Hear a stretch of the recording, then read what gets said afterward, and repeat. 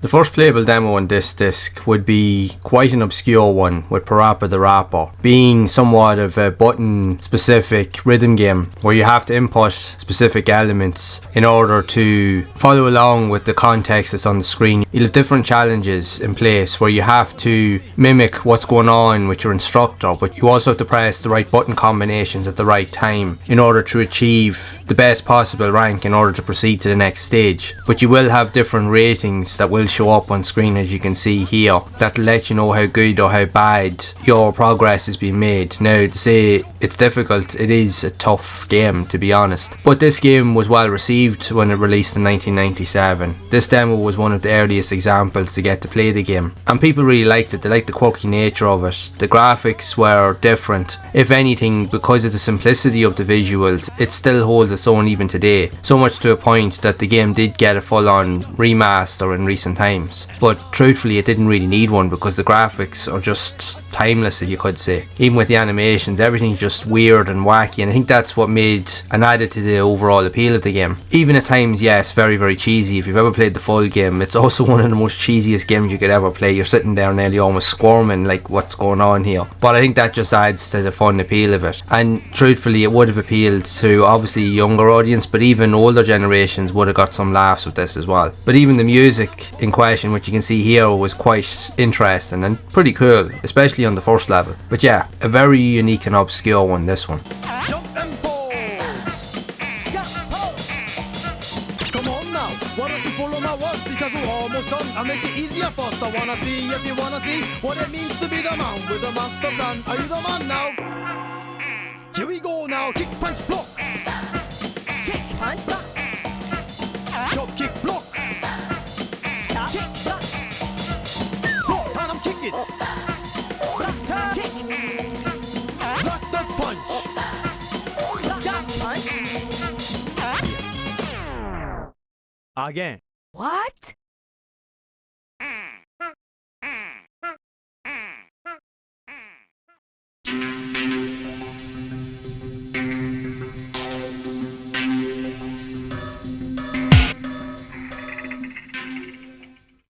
Croc Legend of the Gobos is the second playable demo on this disc, and this came at a time when 3D platformers were really starting to hit a unique stride on the PlayStation, and even just in this generation, because you would have had the likes of Crash Bandicoot, which really set the standard for a lot of these games to even exist, but we would still be somewhat away, almost a few months or nearly a year away from the likes of Spyro the Dragon, which would, like Crash, also set the stage and set the standard for a lot of platforming games on the PlayStation. Croc set its own standard in a lot of ways. While yes, it wasn't considered as the best example when you compare it to a lot of those other games that I mentioned, but it has a very unique and quirky charm to it that just really appealed, and you can see that with its recent remaster or remake. The original developers got back together and decided to completely rework the game from the ground up to make it more presentable for modern platforms, but still keeping the same visual aesthetic that made this game so iconic back in the day. Now, it was met up with a sequel, but I think the first game is where it's really at, and I think this is the one that had that unique charm that appealed to so many people back then and players. Even for myself as a gamer, while yes, I liked playing a lot more kind of grown up style games or racing games, I really did like playing these kind of games as well. And just I like the charm and the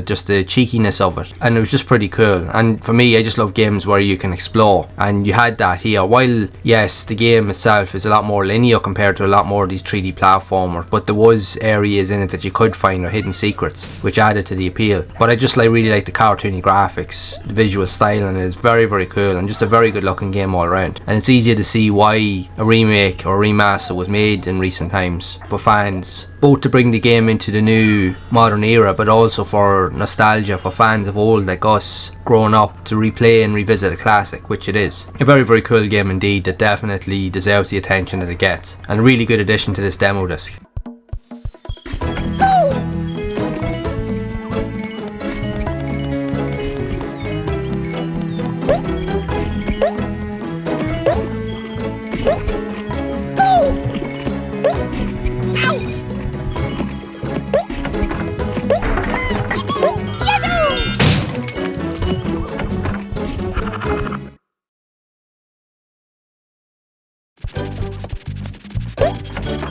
What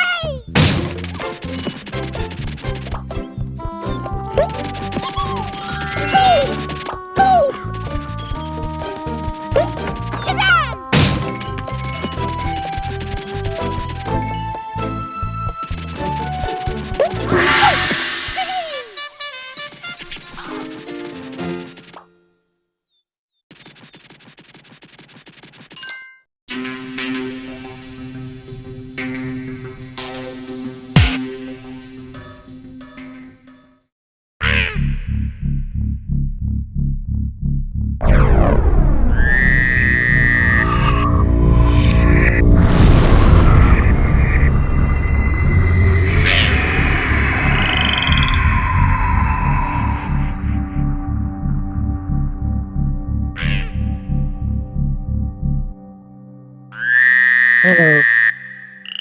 Follow me.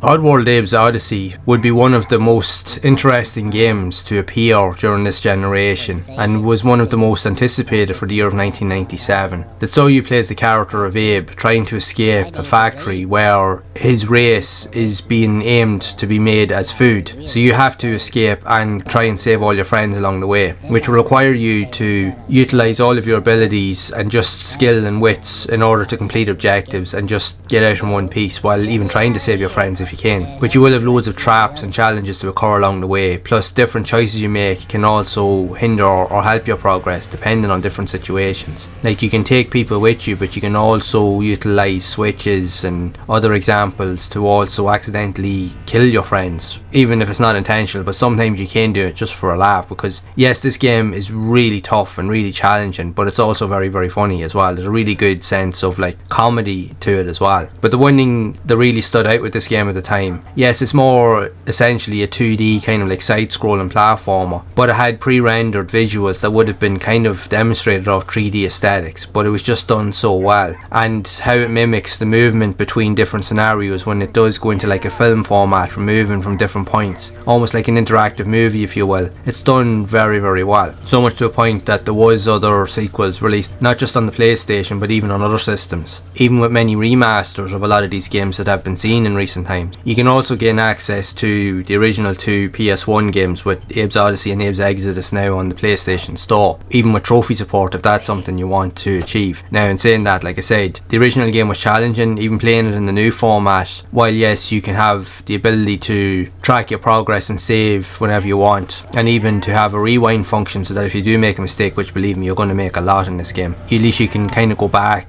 to help yourself. But that's not to say that it's going to be easy. It's very time consuming, challenging, and just all around a very, very tough game. But this was well received back in the day, so much to a point that even in one of the later editions of the magazine, it got its own dedicated demo disc just for this particular demo of the game, with nothing else on it but this demo. So if you were a collector, it would have been a good edition to have. An interesting one, but very challenging, but still very cool.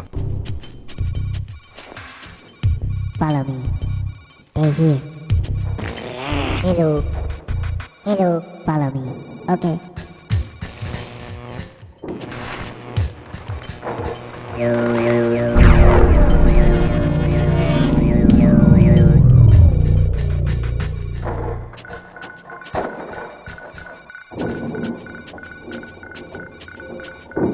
Hello now.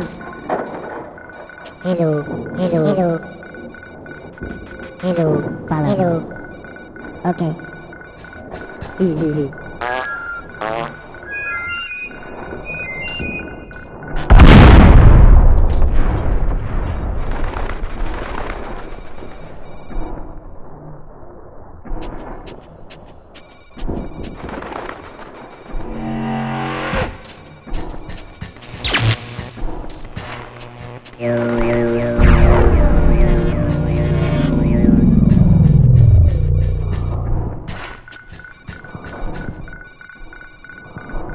Hello now. Hello. Hello.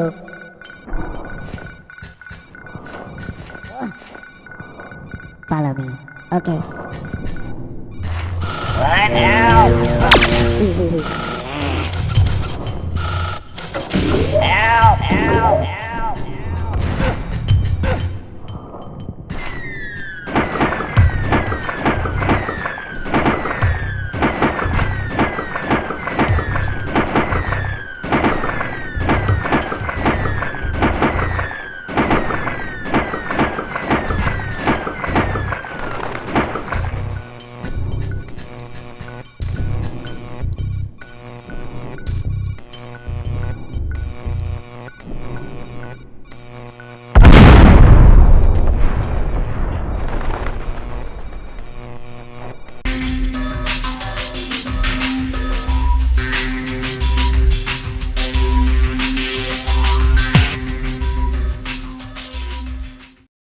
The next demo we have here would actually be a trailer or a rolling demo of the new Yaroze or Yaroze PlayStation setup, there was a unique development kit that allowed fans like myself or yourself to be able to develop their own games for the PlayStation. It would be a great entry point into games development, but even to potentially build a future within games themselves, so that you could possibly even build a career out of it, even get jobs with Sony themselves or even companies that were creating games for the console, which would have been a really good entry point at that time. The net Yaroze, it was, when you look at it, it was considered expensive, but it was more affordable compared to the massively priced dev kits that companies would have had to utilise in order to develop games for the system back then. So it would have been a good alternative, although yes, there would have been certain limitations on what it could do. But what was cool is you could create the games using all of the architecture, hardware, coding systems and so forth, but that you could also upload the games through an online portal or system that could be displayed, which you would see in later editions of this magazine. And it does state at the end of this trailer that from this point on, because this was more of an introduction, this video here, to what the net Yaroze could do, and from that point on, for quite a couple of months at least, you would start to see either a rolling demo or a playable demo of a net Yaroze game appear pretty much on every demo disc moving forward from that point on. Now, it was a mixed kind of like example of what games were there. You had anything from like Pac-Man clones, the Space Invader clones, shooters, rail shooters, but then you had anything from like 3D fighters, racing games, platformers, top-down kind of exploration games, adventure games, first-person shooters, almost like Doom, while not considered as good, but you can definitely see the references there. Even with RPG type games, so there were some developers that were really able to push the capabilities and limits beyond what was considered possible, but yet you also had a varying mix of other different titles. It was really just a format and a platform that allowed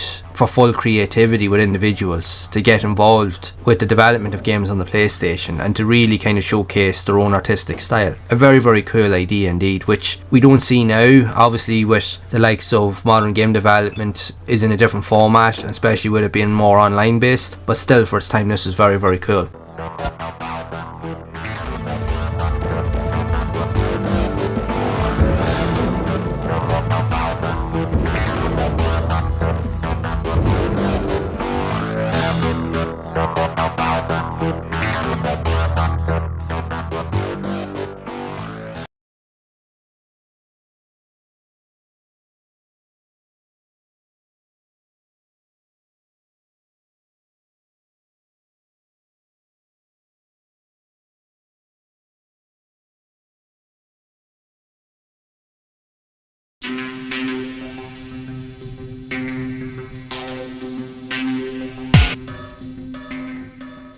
The next rolling demo we have here would showcase a rare hidden gem on the PlayStation from Konami under the name of Bushido Blade, which essentially would be like a samurai sword fighting martial arts style game that would be different from other contextual fighters seen on the platform during this time, where everything was permadeath. Once you got struck in the right place with a sword or a weapon, it was instant game over, you were pretty much done for. But that's what was really cool, because what it did, it offered an entirely different level of strategy and awareness to the overall fighting aesthetic within these games, as every move had a consequence. Every wrong move would end in death, so you could block moves, you could avoid attacks, counter-attacks. You really had to have your wits about you. But what was really interesting about this game, it wasn't just the fighting mechanics per se. You also did have access to like even a first person mode, so you could see everything from the eyes of the fighter in question and who your opponent was, so you can try to anticipate different movements. It was a very, very cool idea. But even as an added bonus to make this game even more appealing was the fact that you weren't limited really as such to just an arena. You could traverse around different areas within the environment you were within, and you could have some form of interaction with it to a point that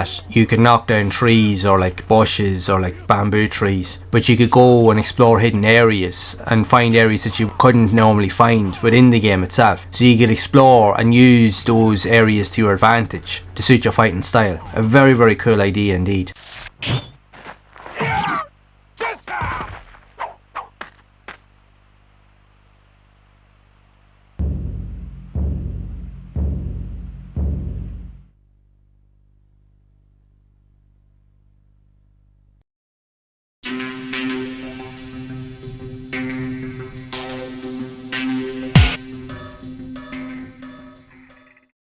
The next rolling demo that we have here would be an early example of Ian Livingstone's Deathtrap Dungeon that would be developed by Oddysee and Croc that would have been responsible for the iconic Tomb Raider series. And you can see it from the visual style. While it's more dark and atmospheric, the graphics definitely reflect earlier Tomb Raider games. But the one thing I will say about this game here is, yes, it's dark, very challenging, it is tough as nails, it really is. But the level of detail in terms of its gore aesthetic is just second to none. For its time, this was one of the most brutally violent games ever seen on the PlayStation, because the weapons you can get can just lead to so much devastation, both close quarters combat and even likes of using rockets or like shotguns, flamethrowers. You can literally just decimate and devastate your enemies. But the same can also happen to you if you're not careful, because not only do you have to defeat and be aware of your surroundings and enemies, you have to be mindful of all of the hidden traps like explosions, spikes coming out of walls, pit traps that the wall or the floor will literally crumble from underneath you if you stand in the wrong area for too long, which will lead you to either fall into a bottomless pit or into a pit full of spikes, which will result in instant death. So this demo is actually quite long and represents a good portion of one of the levels in the game, and does give you a really good synopsis as to what will be in the full game. In saying that, if you've ever played the full game, it's a very, very tough one. There is playable demos of it which will be covered in future videos, and the playable demo in question would actually appear on quite a number of demo discs over the years. It's a tough one, even the controls, it takes a bit of getting used to. It's a very challenging game all round, but a very satisfying one if you know what you're doing. An interesting one for sure, that combines everything from action and horror all in one unique package.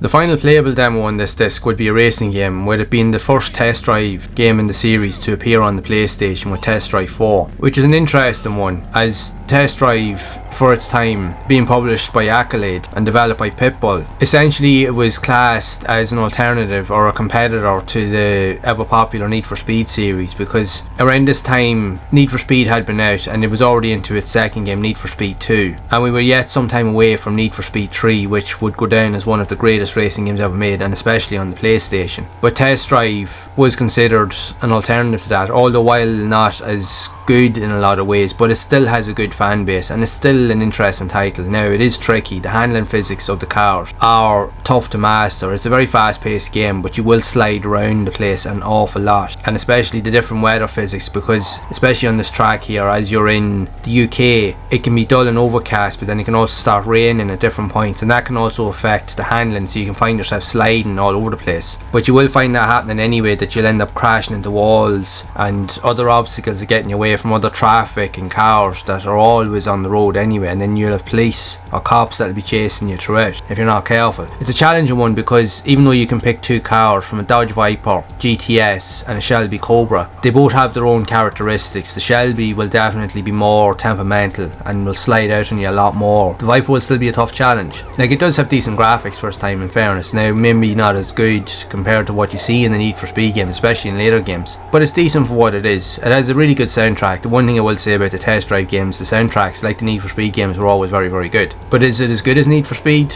In my opinion, no, but it is a decent alternative. I love Test Drive 5. That for me has one of the best soundtracks I've ever heard in a racing game. Plus, the selection of cars in it are just way beyond what was the scope here in this game. It just expanded on it in so many ways. I have covered that in previous videos. I made sure to leave links below. But it's an interesting one. It's a really cool addition. You got to play essentially through one track here, and you had to hit the checkpoint, so it was time based, so it was a challenge. It would take quite a few attempts to complete it, but whether you could win a race, very, very hard to do, because the game, and if you've ever played these games, it is very challenging because the AI, there's a lot of rubber band and it's very, very tough. And obviously the game here was ramped up on the highest difficulty for this demo because your opponents are so far ahead of you literally from the beginning, and if you make a single mistake at all, it is race over, which in this game it's impossible not to make mistakes because you are going to make them. You're going to crash. Even when you think you're taking a good racing line, you're just going to slide off the track, bounce into a wall, and that's it, you're done for. So then you're scrambling trying to make up time to hit the next checkpoint, but by then it's probably too late. But still, it's an interesting one and a very rare and often overlooked title. But if you do enjoy your arcade racing games, it is worth a look. Maybe not the best one, but it's still worth a try.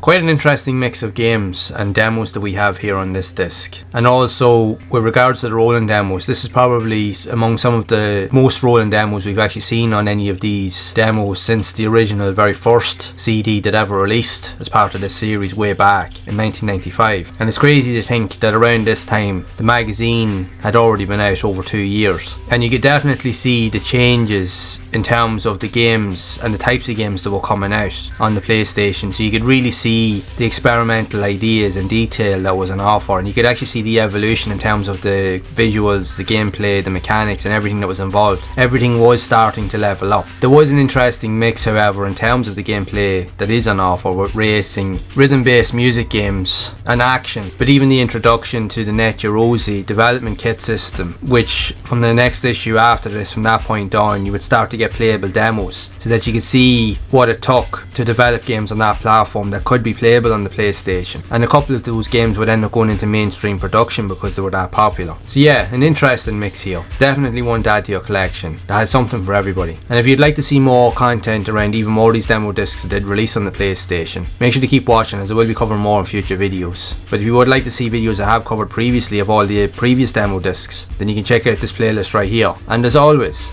keep those gaming memories alive.